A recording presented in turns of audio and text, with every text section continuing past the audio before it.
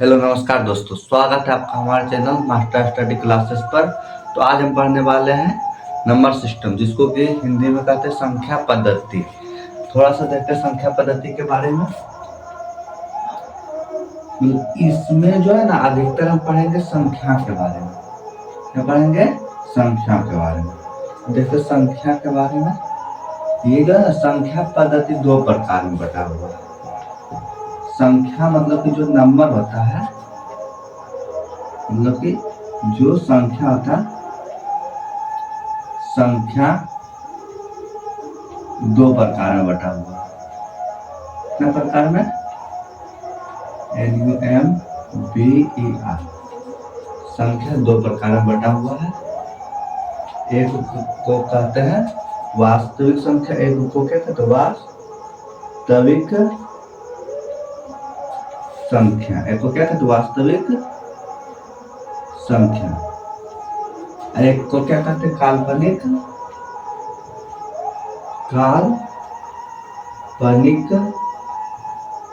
संख्या। काल्पनिक संख्या। वास्तविक संख्या को हम इंग्लिश में कहते हैं real number, REAL, real, NUM, real number.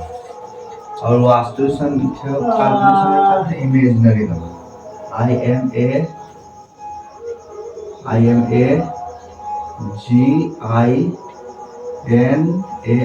Imaginary number. ये जो वास्तविक संख्या होता है, ये वास्तविक संख्या भी दो प्रकार में बटा हुआ होता है। वास्तविक संख्या में कितना प्रकार में बटा हुआ? तो सब के बारे में पढ़ेंगे। वास्तविक संख्या कितना प्रकार में बटा हुआ? एक होता है परिमेय संख्या, एक होता है परिमेय संख्या, और एक होता है अपरिमेय संख्या। अपरिमेय संख्या, इसको कहते हैं rational number, RATIONL, rational number, NUMBER, rational number. इसको कहते हैं इनरेशनल नंबर, INRATIONL,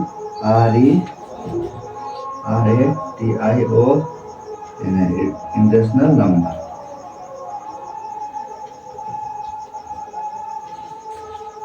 पहले इसके बारे में जान ले, तो उसके बाद फिर इसके बारे में जान। मतलब ये दोनों मिल करके जो बनता है उसे क्या कहते हैं? वास्तविक संख्या। ये दोनों मिल करके जो बनता है उसे क्या कहते हैं? वास्तविक संख्या।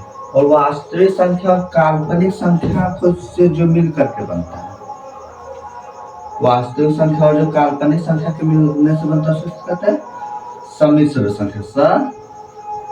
सम्मिश्र संख्या, सम्मिश्र संख्या, सम्मिश्र संख्या। तो इसके बारे में थोड़ा सा समझ लेते हैं, परिमेय संख्या के बारे में। परिमेय संख्या के बारे में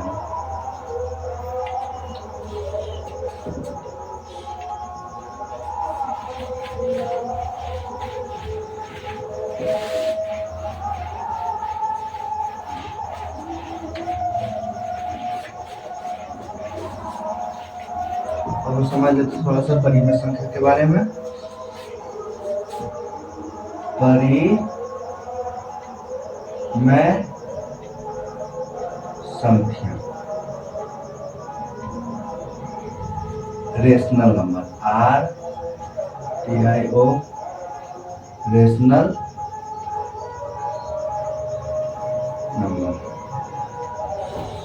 जो P/Q के रूप में रहता है, जो P/Q के रूप में रहता है उसे को क्या कहते हैं? Rational number. ये जिसके अंश होता है, ऊपर को कहते हैं अंश, नीचे को कहते हैं हर। परिमेय संख्या किसको कहते हैं? जो P/Q, पहला पॉइंट क्या होता है? परिमेय संख्या होने के लिए पहला पॉइंट होता है P/Q के रूप में रहना चाहिए, मतलब वो बटा में रहना चाहिए। दूसरा पॉइंट याद रखिएगा, Q के जगह पर जीरो नहीं होना चाहिए। Q के जगह पर जीरो नहीं होना चाहिए। और तीसरा पॉइंट पी कोमा क्यू दोनों पूर्णांक होना चाहिए, दोनों पूर्णांक होना चाहिए। ये वाला थोड़ा समझ लीजिए। अब थोड़ा एग्जाम्पल के माध्यम से समझ लेते हैं।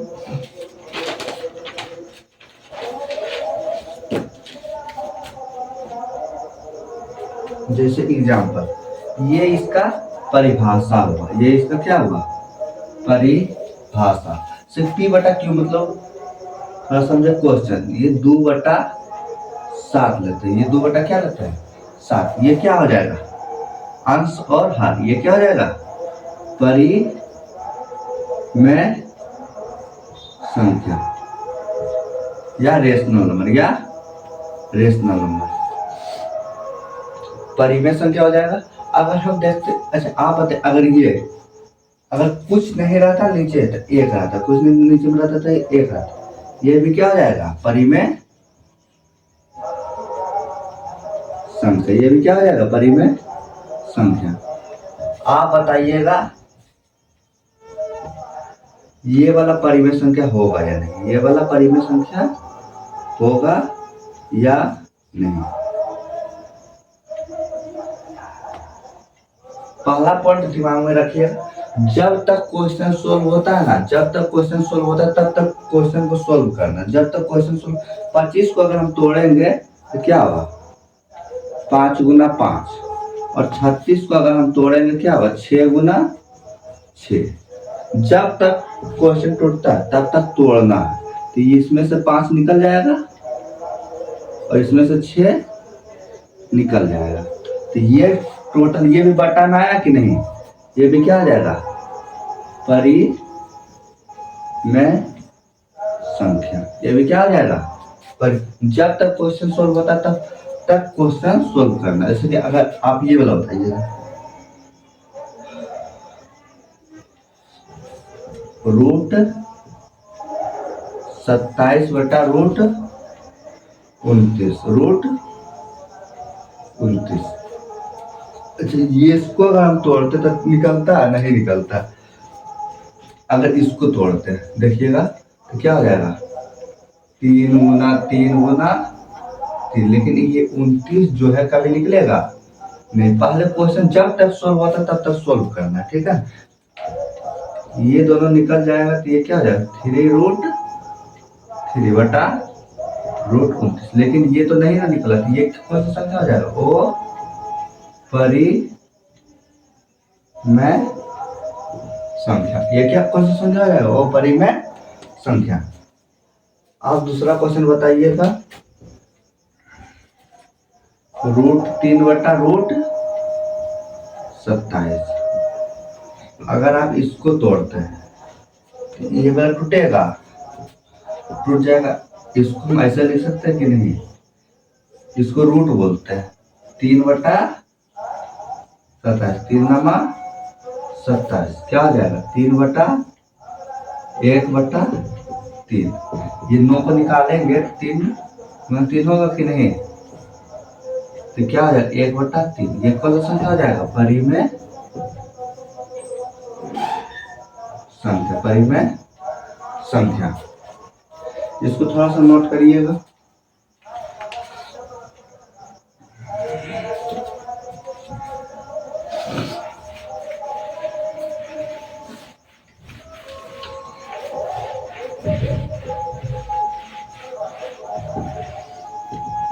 परिमेय संख्या होने के लिए पहला नंबर तो ये वाला पॉइंट याद रखेगा, हमेशा p बटा q के रूप में रहना चाहिए, और जहाँ q का मान कभी 0 नहीं हो सकता, और p और q क्या होना चाहिए दोनों पूर्णांक समझे। अब एक शब्द आता है पाई, एक शब्द क्या आता है पाई। पाई क्या होता है हमेशा याद रखिएगा, पाई हमेशा ओ परिमेय संख्या। तो पाई क्या होता है ओ परिमेय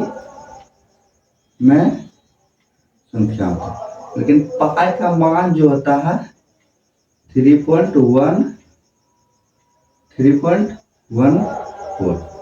पाई का ये क्या कौन सा मान होता है निकटतम मान, निकटतम मान।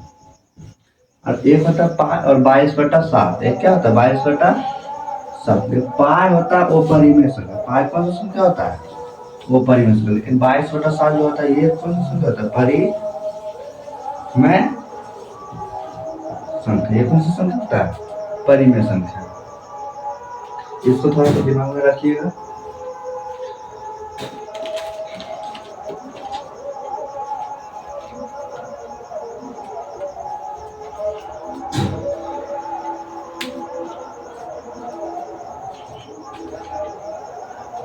परिमेय संख्या इतना ही होता है। परिमेय संख्या बस ये वाला समझ जाइएगा थोड़ा सा, p बटा q के रूप में डालना चाहिए और q के जगह पर कभी 0 नहीं रहना चाहिए। और p q दोनों क्या होना चाहिए? पूर्णांक होना चाहिए। ठीक है ना?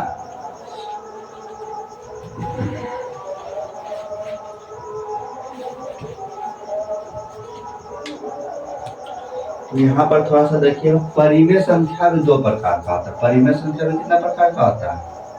2 प्रकार का। एक होता है पूर्णांक संख्या। एक कौन सी संख्या होता है? पूर्णांक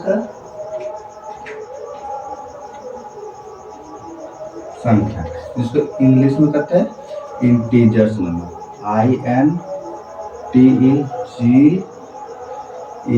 INTEGERS, इंटीजर्स नंबर। और एक होता है दशमलव संख्या। एक कौन सा संख्या होता है? दशमलव संख्या। एक कौन सा संख्या होता है? दशमलव संख्या। इसको इंग्लिश में कहते हैं DCIML, दशमलव नंबर। देखेंगे अब हम पूर्णांक संख्या के बारे में। पूर्णांक संख्या के बारे में देखते हैं। पूर्णांक संख्या। पूर्णांक संख्या भी 2 प्रकार का होता है। पूर्णांक संख्या कितना प्रकार का होता है? 2 प्रकार का।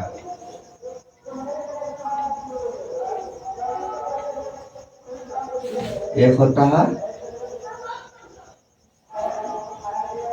धनात्मक पूर्णांक, एक होता है ऋणात्मक पूर्णांक। एक कौन सा पूर्णांक होता है? ऋणात्मक पूर्णांक। ठीक है ना? तो याद रखिएगा, धनात्मक पूर्णांक में हमेशा +1, +2, +3, +4, +5 इसी तरह करते करते। अब पूर्णांक संख्या किसको कहते हैं? जो -इंफिनिटी से +इंफिनिटी तक जाता है। +इंफिनिटी तक जाता है, उसको कौन सी संख्या बोलते हैं? पूर्णांक संख्या। पूर्णांक संख्या 2 प्रकार का, एक धनात्मक पूर्णांक, एक ऋणात्मक पूर्णांक। -1, -2, -3, -4, -5 इंफिनिटी तक। अब धनात्मक पूर्णांक ये वाला समझ ही गए होंगे।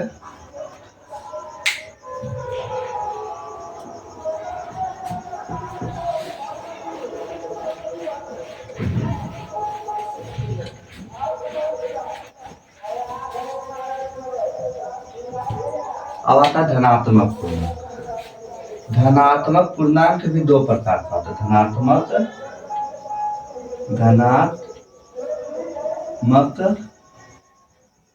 पूर्णांक भी 2 प्रकार का होता है। एक होता है प्राकृतिक संख्या। एक कौन सा संख्या होता है? प्राकृतिक संख्या। एक कौन सा संख्या होता है? प्राकृतिक संख्या, जिसको कि इंग्लिश में कहते हैं natural number. TURN, natural number. और दूसरा होता है पूर्ण संख्या। जो दूसरा कौन सा संख्या था? पूर्ण संख्या। इसको इंग्लिश में कहते हैं whole number. WHOLE, whole number. देखिए प्राकृतिक संख्या उसको कहते हैं जो एक से शुरू होता है, एक से शुरू होता है और अनंत तक जाता है। 1 2 3 4 5 इंफिनिटी। तो एक से शुरू होता है और अनंत तक जाता है, उसको कौन सा संख्या बोलेंगे? प्राकृतिक संख्या। अब पूर्ण संख्या उसको बोलेंगे जो कि 0 से शुरू होता है और अनंत तक जाता है। ये दोनों में यही अंतर है, प्राकृतिक संख्या में 1 से शुरू होता है और पूर्ण संख्या में 0 से शुरू होता है। ठीक है ना? एक ही नोट में लिखिएगा, नोट में लिखिएगा, सभी पूर्ण संख्या प्राकृतिक संख्या होता है। सभी पूर्ण संख्या कौन सा संख्या होता है? सभी पूर्ण संख्या प्राकृतिक संख्या होता है। पर सभी पूर्ण संख्या कौन सा संख्या? प्राकृतिक संख्या होता है। सभी पूर्ण संख्या प्राकृतिक संख्या होता है। लेकिन सभी प्राकृतिक संख्या पूर्ण और सभी प्राकृतिक संख्या पूर्ण संख्या नहीं होता है। सभी पूर्ण संख्या कौन सा संख्या होता है? प्राकृतिक संख्या नहीं होता। सभी पूर्ण संख्या कौन सा? प्राकृतिक संख्या नहीं होता है। जितना भी पूर्ण संख्या है प्राकृतिक संख्या नहीं होता। लेकिन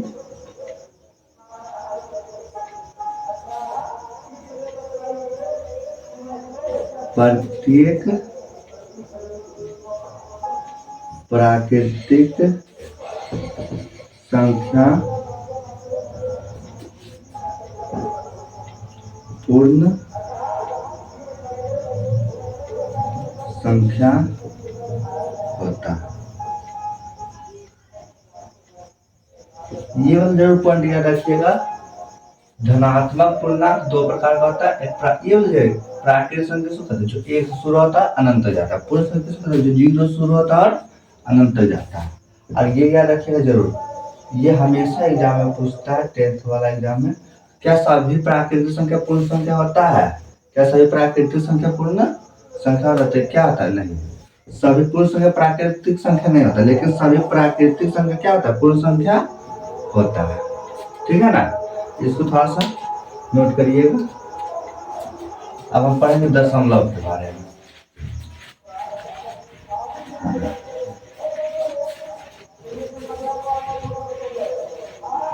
अब हम पढ़ेंगे डेसिमल। DECIML डेसिमल मतलब दशमलव। दशमलव भी जो होता है ना दो प्रकार का। दशमलव भी कितना प्रकार का होता है? दो प्रकार का।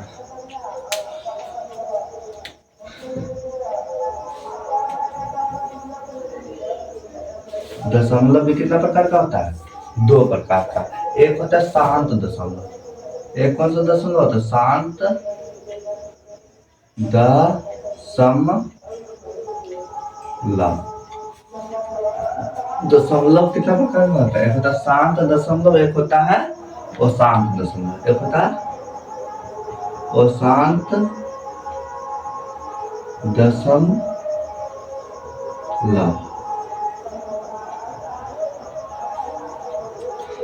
शांत दशमलव एक होता है अशांत दशमलव।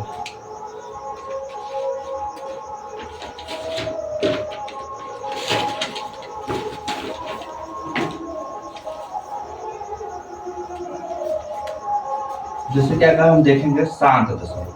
अगर कोई भी संख्या जो पूरा पूरी कट जाता है, कोई भी संख्या अगर पूरा पूरी कट जाता है उसको क्या कहते हैं? शांत दशमलव। पूरा पूरी कट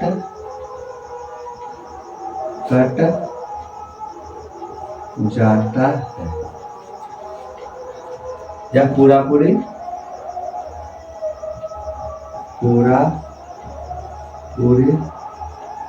नहीं कटता है। कौन सा संख्या होगा? ऐसे अगर हम एग्जाम्पल के माध्यम से समझते हैं तो थोड़ा ज्यादा समझ। अगर 1/2 को अगर हम देखें, इसको अगर हम काटेंगे तो 0.5 आएगा, तो ये कौन सा दशमलव होगा? शांत। तो भागा देकर आप देख लीजिएगा, 2 से अगर काटेंगे एक में तो कितना है? 0.5। ये कौन सा संख्या होगा? शांत। अगर 1 से 4 में भागा देंगे तो कितना आएगा? 0.25। ये कौन सा संख्या होगा? ओ शांत। तो कौन सा संख्या होगा? अशांत। अगर यही हम देख, सॉरी ये भी पूरा पूरी कट ही न गया है, ये भी कौन सा संख्या होगा? शांत। अगर हम देखते हैं ये इसमें भागा देखे, 1 से अगर हम काटना चाहते हैं 3 में, इसका 0.333333 चलते ही चलेगा, तो ये कौन सा संख्या होगा? ओ शांत दशमलव। ये कौन सा संख्या होगा? ओ शांत दशमलव। ठीक है ना? वो शांत दशमलव भी, ये वाला आप समझ लीजिए, जो पूरा पूरी कट जाता है, जो पूरा पूरी कट जाता है, कौन सा संख्या होगा? शांत दशमलव। तो पूरा पूरी नहीं कटता है, कौन सा संख्या होगा? वो शांत दशमलव। अब वो शांत दशमलव भी जो होता है ना, 2 प्रकार का होता है। और शांत दशमलव भी कितना प्रकार का होता है? 2 प्रकार का।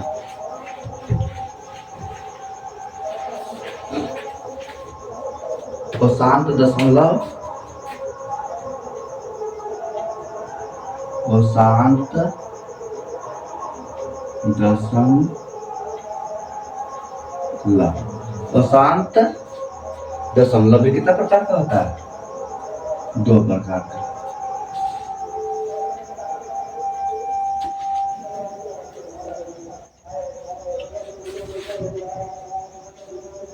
एक होता है आवर्त संख्या। एक कौन संख्या होगा? आवृत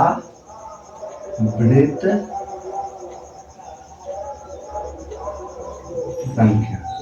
एक होता है अनावृत संख्या। एक कौन संख्या होता है? अनावृत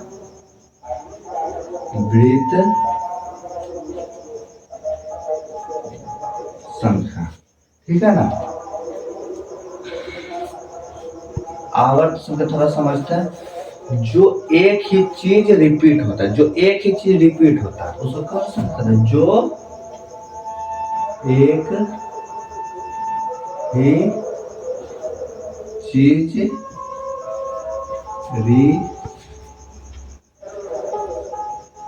रिपीट हो उसको कौन सा कहते हैं? जैसे एग्जाम, और जो इसमें जो है अलग अलग चीज रिपीट होता है, इसमें अलग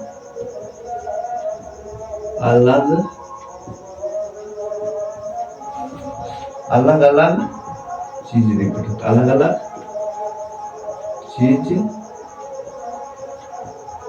रिपीट होता है।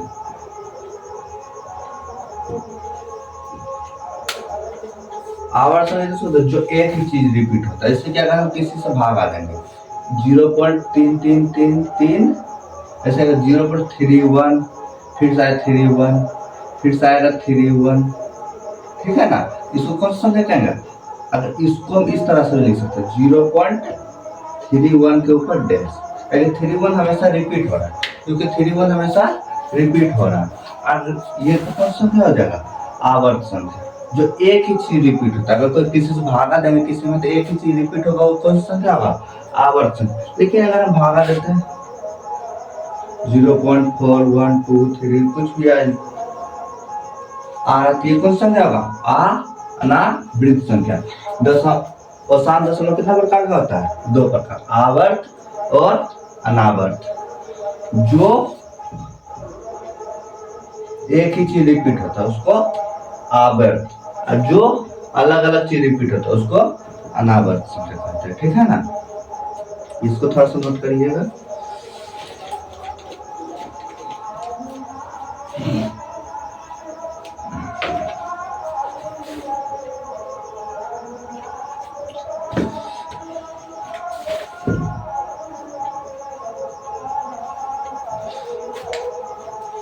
अब देखेंगे नेचुरल संख्या, प्राकृतिक संख्या भी कितना प्रकार का होता है।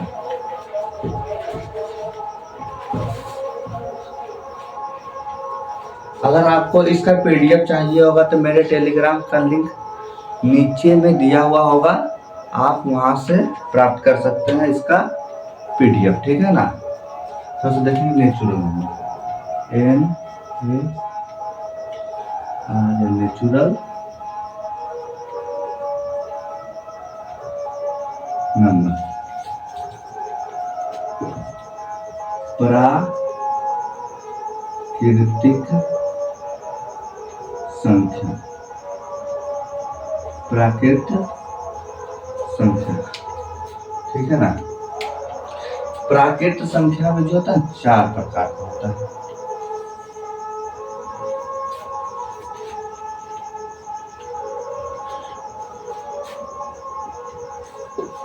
एक, दो, तीन, चार। एक होता अभाज्य संख्या, एक होता अभाज्य संख्या, एक होता है सम संख्या, एक होता है सम संख्या, और एक होता है विषम संख्या। एक कौन सी संख्या?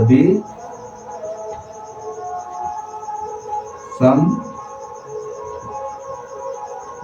संख्या। और एक होता है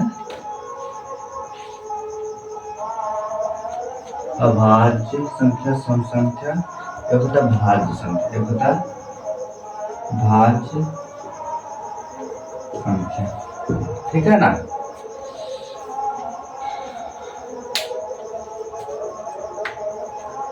देखेंगे सम संख्या के बारे में।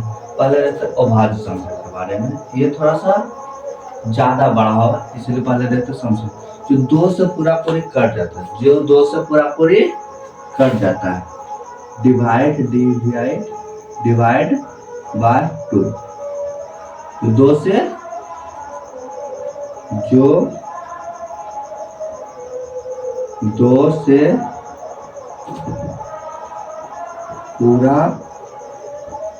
पूरी कट जाता है। अब 2 से कौन कौन सा संख्या पूरा पूरी कटे? जिसके लास्ट में 0, जिसका इकाई का अंक क्या होगा? 0, 2, 4, 6, 8 हो, वो क्या कहलाएगा? सम संख्या। तो 2 से पूरा पूरी कट जाता है, वो कौन सी संख्या कहलाता है? सम संख्या। एग्जाम्पल के माध्यम से थोड़ा समझ लेते हैं। अगर हम लेते हैं क्या 1532, क्या इसका इकाई का अंक क्या है? 2। इकाई का अंक क्या है? 2। ये तो कौन संख्या होगा? सम संख्या। ये सम संख्या होगा कि नहीं? यस। अगर हम लेते हैं क्या 1533, इसका एक लास्ट डिजिट क्या 3, ये सम संख्या नहीं, जिसका इकाई का अंक क्या हो? 2, 0, 2, 4, 6, 8, वो कौन सा संख्या होगा? सम संख्या। वो कौन सा संख्या होगा? सम संख्या, ठीक है ना। और जिसका, अब विषम संख्या के बारे में समझ लेते हैं। तो 2 से पूरा पूरी, जो 2 से पूरा पूरी नहीं करते, उसको कौन सा संख्या बोलेंगे? विषम संख्या। एग्जाम्पल के माध्यम से समझ लेते हैं। 2, 3, 3, इसका लास्ट ये 2 से नहीं कटेगा, क्योंकि इसका लास्ट दीजिए कुछ और है। और 3 का ये थोड़ा नियम भी बताएंगे अगले क्लास में, ये नहीं होगा, ठीक है ना। अब समझते हैं हम क्या। अब ये याद रखिए, सबसे छोटी विषम संख्या क्या होता है? सबसे छोटी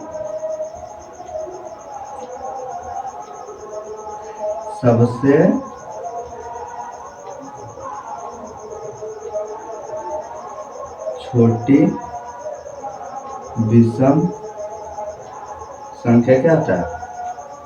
2। सबसे छोटी विषम संख्या क्या होता है? 2। और सबसे छोटी सम संख्या क्या होता है? सबसे छोटी सम संख्या होता है 0। सबसे छोटी सम संख्या क्या होता है 0। और सबसे छोटी विषम संख्या क्या होता है 2। सबसे छोटी विषम संख्या 2। सबसे छोटी सम संख्या 0। सबसे छोटी सम संख्या 0।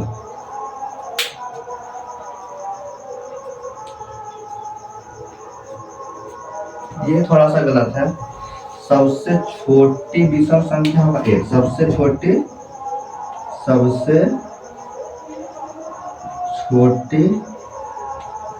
विषम सम संख्या की तरफ सबसे छोटी विषम संख्या क्या हो जाएगा 1। लेकिन इसमें थोड़ा सा एक चीज समझिएगा, सबसे छोटी सम संख्या अगर सबसे छोटी सम संख्या तब होगा 0। सबसे छोटी सम संख्या पूछेगा तो क्या होगा 0। अगर पूछे सबसे छोटी धनात्मक सम संख्या, सबसे छोटी धनात्मक सम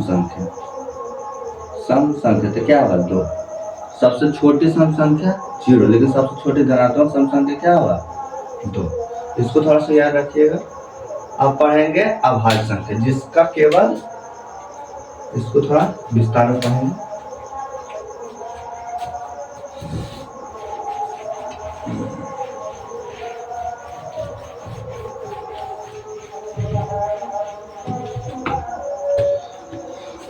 अभाज्य संख्या के बारे में पढ़ेंगे। केवल और केवल 2 गुणनखंड क्या हो जो खुद से कटे और उसी पहाड़ा से कटे, उसको कौन सा संख्या कहेंगे अभाज्य संख्या। खुद से कटे और वही पहाड़ से कटे, उसको कौन सा संख्या कहेंगे अभाज्य संख्या।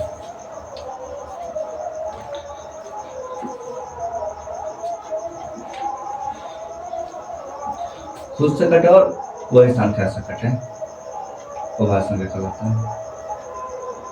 जो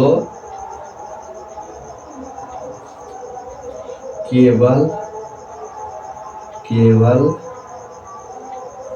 और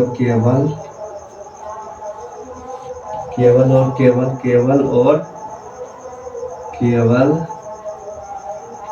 दो गुणनखंड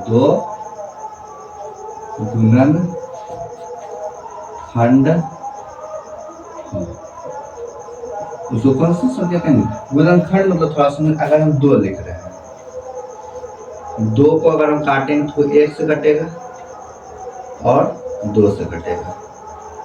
अगर आप लिखते हैं 3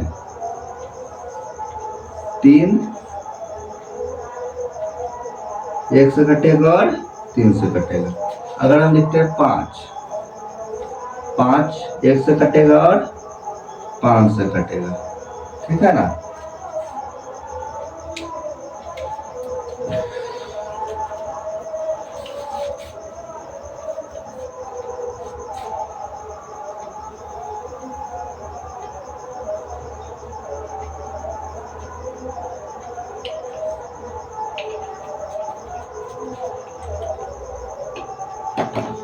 ये याद रखिएगा थोड़ा सा, सबसे छोटी जो अभाज्य संख्या होता है वो क्या होता है 2। सबसे छोटी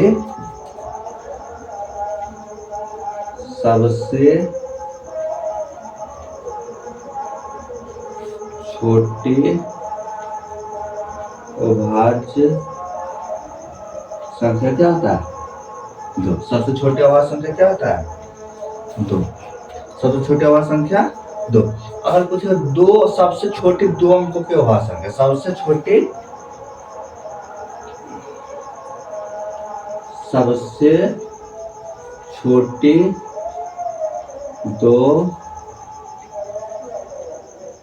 2 अंकों की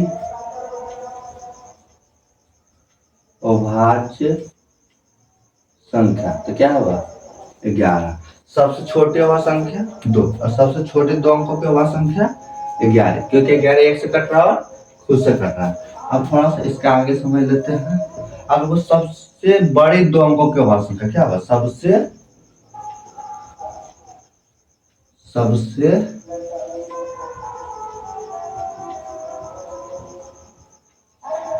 बड़ी दो अंकों की अभाज्य संख्या क्या होगा 97। अगर पूछे सबसे छोटी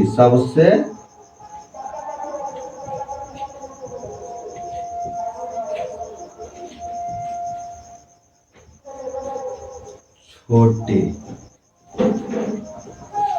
तीन अंकों की अभाज्य संख्या, सबसे छोटे तीन अंकों की अभाज्य संख्या क्या होगा 101। अगर पूछे सबसे छोटी तीन अंकों की अभाज्य संख्या क्या होगा 101। अब सबसे बड़ी तीन अंकों की, सबसे बड़ी तीन अंकों की अभाज्य संख्या तब क्या होगा 997। सबसे छोटी अभाज्य संख्या 2, सबसे छोटी अभाज्य संख्या 2, सबसे छोटी दो अंकों की अभाज्य संख्या 11, सबसे बड़ी दो अंकों की अभाज्य संख्या 97, सबसे छोटी तीन अंकों की अभाज्य संख्या 101, सबसे बड़ी तीन अंकों की अभाज्य संख्या 997, सबसे छोटी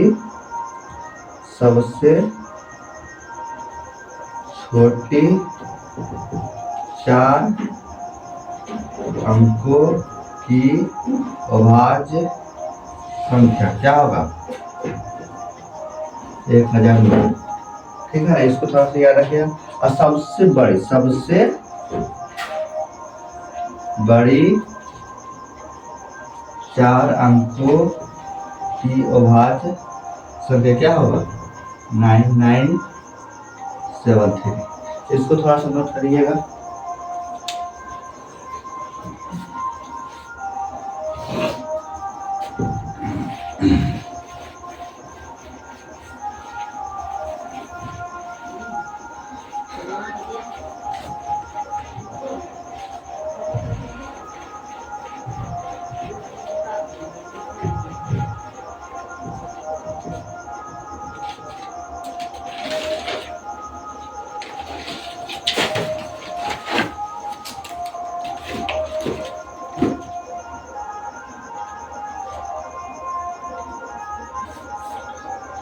अब देखिएगा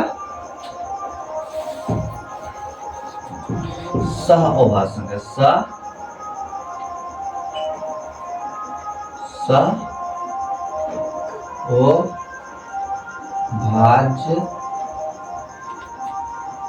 सह अभाज्य संख्या के बारे में थोड़ा समझेंगे।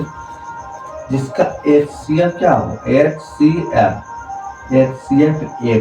HCF क्या हो एक हो, वो क्या कहलाएगा सह अभाज्य संख्या। जिसका HCF क्या हो एक हो, वो क्या कहलाएगा सह अभाज्य संख्या। तो एक बार समझते हैं 2 और 3 ये दोनों में कुछ कॉमन है नहीं, तो इसका मतलब HCF क्या होगा एक। अगर किसी में कॉमन निकल जाएगा उसको कहते हैं HCF एक। जिसका HCF क्या हो एक हो, जैसे 5 और 7 लेते हैं, इसका HCF क्या है एक है। अगर हम लेते हैं 17 और 23, अगर आप HCF नहीं जानते तो समझिए कॉमन। HCF नहीं जानते तो क्या होता है कॉमन। तो ये दोनों अगर 4 और 2, इसमें से क्या निकल रहा है, इसमें भी 2 है और इसमें भी 2 है। इसका क्या 2,1, इसका HCF क्या हुआ 2। अगर इसमें से अगर कुछ निकाले 2,3, इसमें भी 1 है और इसमें भी 1 है, 1 निकालेंगे तो क्या होगा 2,3, इसका HCF कितना हुआ 1। अगर HCF में जाते तो समझिए कॉमन जो दोनों में मिलता है उसको क्या कहते हैं HCF। जिसका HCF 1 है तो उसको क्या कहते हैं सह अभाज्य संख्या। जिसका HCF 1 रहता है उसको कौन सा संख्या कहेंगे सह अभाज्य संख्या। अब हम लिखेंगे भाज्य संख्या। क्या लिखेंगे भाज्य संख्या, भाज्य संख्या।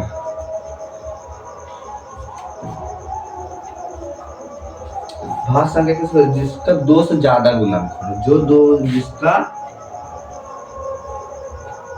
जिसका दो से ज्यादा गुणनखंड हो क्या कहलाएगा भाज्य संख्या कहलाता है। इसका दो से ज्यादा गुणनखंड होता है क्या कहलाता है भाज्य संख्या कहलाता है।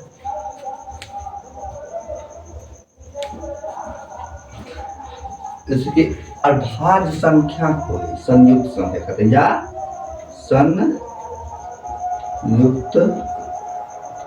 संख्या भाज्य संख्या या संयुक्त संख्या ठीक है ना। थोड़ा समझो जिसका दो से ज्यादा गुणन अगर हम देखते हैं 4 को देखते हैं ये 1 से भी कट रहा है 2 से भी कट रहा है और 4 से भी कट रहा है। अगर हम देखते हैं 9 को ये 1 से भी कट रहा है और 3 से भी कट रहा है ये 9 है और 3 से भी कट रहा है और 9 से भी कट रहा है। मतलब जो 2 से ज्यादा पहाड़ से कटे वो उसको क्या कहेंगे भाज्य संख्या। जो 2 से ज्यादा पहाड़ से कटे उसको संख्या कहेंगे। अब लिखेंगे यहाँ पर थोड़ा सा सबसे छोटी भाज्य संख्या सबसे छोटी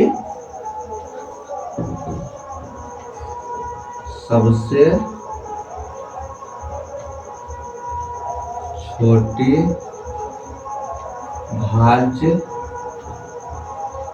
संख्या सबसे छोटी भाज्य संख्या क्या होता है। सबसे छोटी भाज्य संख्या होता है 4 सबसे छोटी भाज्य संख्या 4 सबसे छोटी विषम भाज्य संख्या सबसे छोटी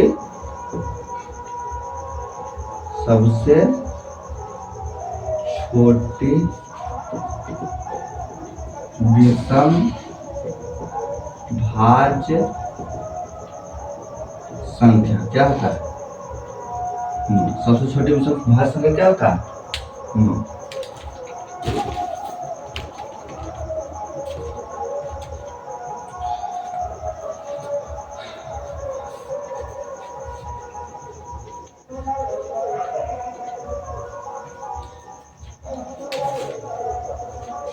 चलिए इसका स्क्रीनशॉट थोड़ा सा लीजिएगा। अब हम तो मिटाते हैं।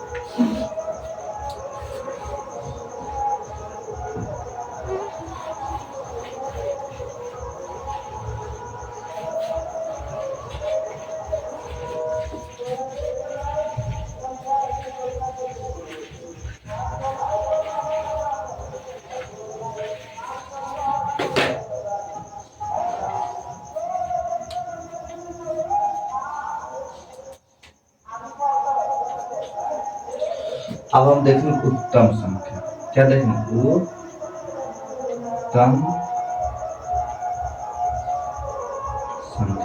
उत्तम संख्या को हम इंग्लिश में perfect number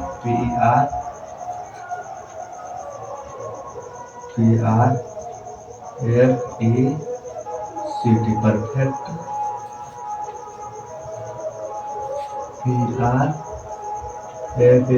perfect perfect number ठीक है ना। ऐसी सभी संख्या जिसका गुणनफल क्या हो संख्या के योग के बराबर ऐसी सभी संख्या जिसका गुणनफल संख्याओं के योग के बराबर हो कौन सा संख्या कहें उत्तम संख्या। इसके एग्जाम्पल के लिख दो ऐसी सभी संख्याएं तो लीड ही नहीं है इसमें ऐसी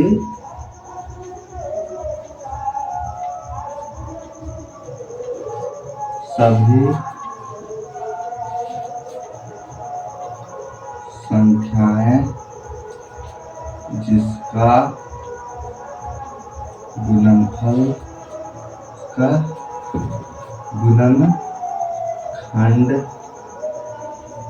संख्याओं के इसका गुणनखंड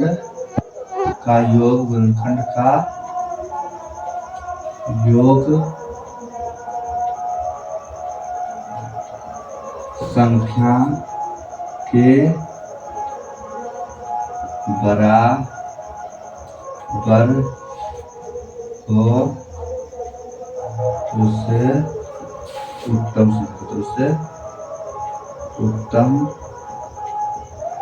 संख्या कहते हैं। जैसे कि अगर हम लिखते हैं 6, ये 1 से भी कट रहा है, 2 से भी कट रहा है और 6 से भी, 3 से भी कट रहा है, लेकिन 6 को नहीं लेना, 6 को नहीं लेना। अब इसको जोड़ते हैं, 3 2 5, 5 और 1 6, क्या संख्या के योग के बराबर आया कि नहीं? जिसका गुणनखंड संख्या के योग के बराबर होता है उसको कौन सा संख्या कहेंगे? उत्तम संख्या, ठीक है ना।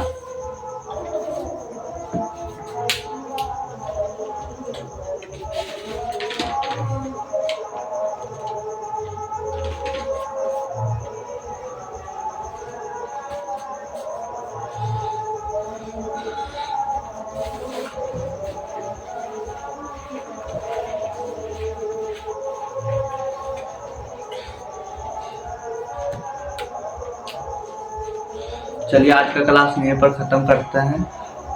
आप अगले क्लास में देखेंगे